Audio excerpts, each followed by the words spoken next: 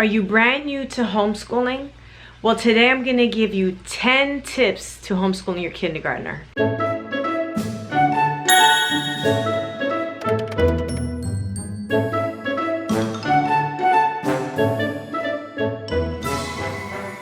Hey guys, it's Bonnie from Mrs. Mom's Homeschool and welcome to my channel. If you're new here, I make videos on homeschooling, day in the life, motherhood, curriculum reviews, and everything to help you on your homeschooling journey. In today's video, I'm joining in on a collaboration hosted by Rian from Momma on a Mission. I will link her video in the description below, and there also will be a playlist with other homeschoolers giving you tips on homeschooling different grades. So if you don't have a kindergartner but you do have kids of another age range, or if you also have kids of another age range, make sure you check out the playlist for different tips on their different grade levels. So today I was chosen to give you guys tips on homeschooling your kindergartner. So I'm going to give you my top 10 tips to homeschooling your kindergartner. So this year will be my third year homeschooling kindergarten, and I learned a lot since the first time around. Now, the first time I pulled my little one, my oldest kid, out of school to do homeschooling, we were doing like 5 hours of school a day. I had like every single curriculum. I was trying to get all kinds of topics in. Basically, I made her hate school like forever.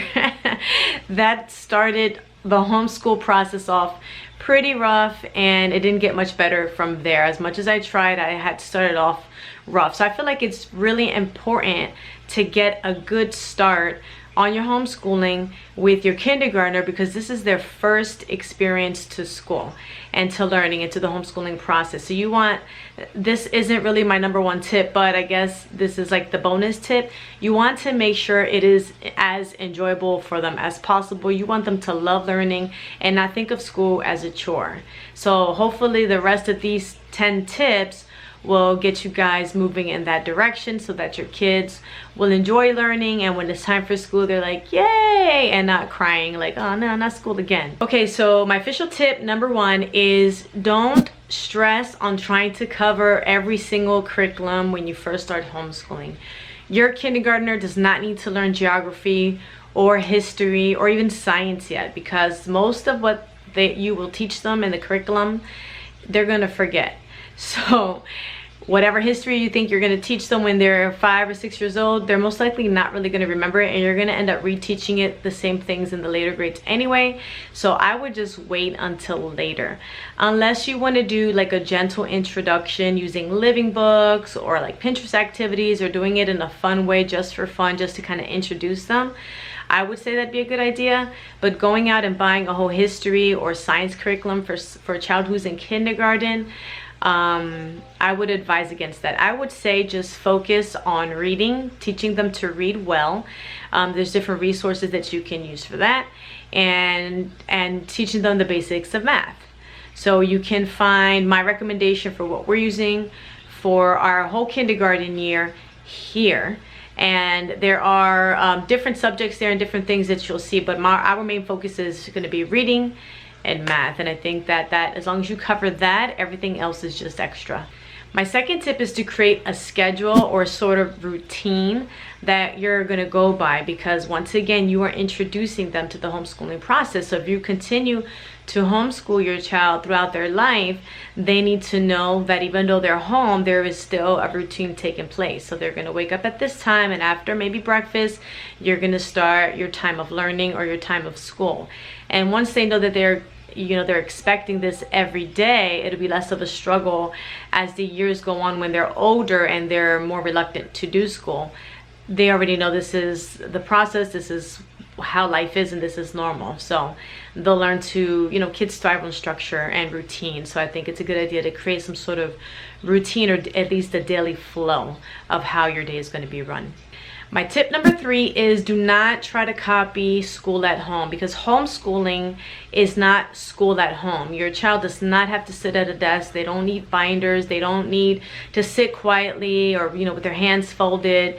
You're home, and you're educating your child at home, and you do it whatever way that looks like to you. If you want to do reading in a fort, do reading in a fort. If you want to practice handwriting and sitting on a beanbag, then do that. If you want to go outside and practice math, then do that. I think that you should not try to copy school at home, because homeschooling is not supposed to be school at home.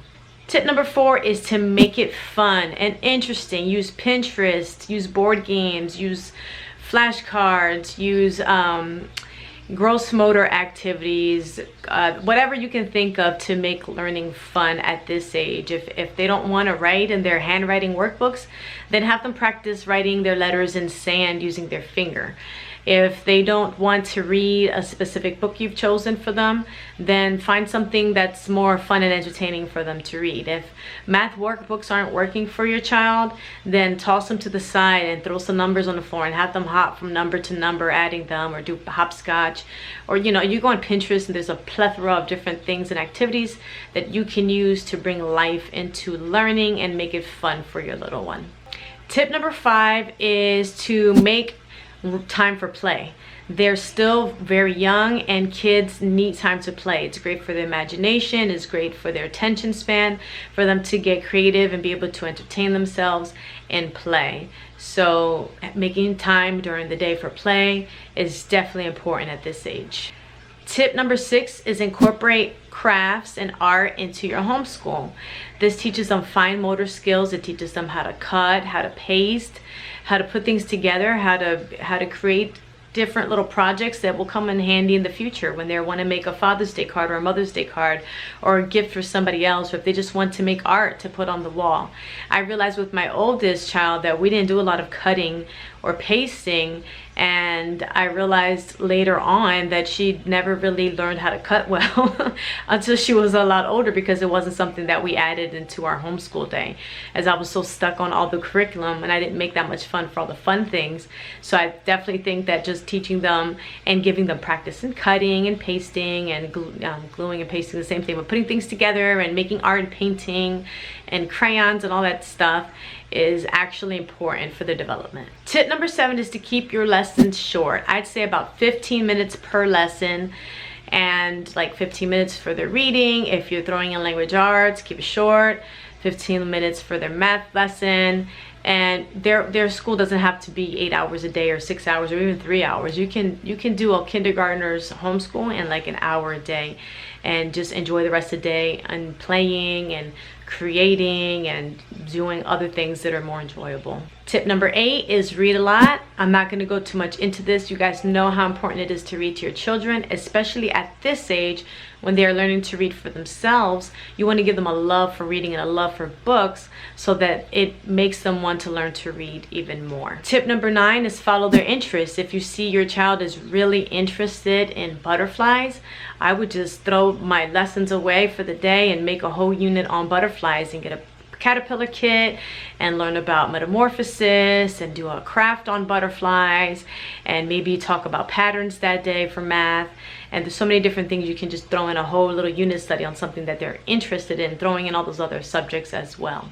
And for tip number 10 is to remember that your child can learn subjects like science and geography and all those things naturally through things like nature study or books or songs. For example, you can teach everything your kindergartner needs to know about the world and science through studying nature. They can learn about shadows and nocturnal animals through night and dark. They can learn about the life cycle just by being outside and looking at birds and butterflies. They can learn about pollination by seeing bees and flowers. They can learn about seeds, parts of the plants, the water cycle, did I say that already? Cloud formation, like just going outside and studying nature is enough science. You don't need a whole science curriculum at this age. You just do some nature studying and you can get into every single topic. Pinterest is your best friend. You have books, you have the library. You can really teach them everything they need to know about the world, just living their everyday lives, you know, at this age for their level. I hope you guys found those tips helpful. If you're new to homeschooling, make sure you check out the rest of my videos. This channel was created for new homeschoolers and all homeschoolers to help you guys in your homeschooling journey as I walk through mine. I have playlists on curriculum reviews, homeschool day in the lives, tips and answers, field trips, and lots of other things like that. So make sure you browse around, check out the playlist, subscribe. I would love to have you subscribe and give this video a thumbs up, and I will see you in the next video.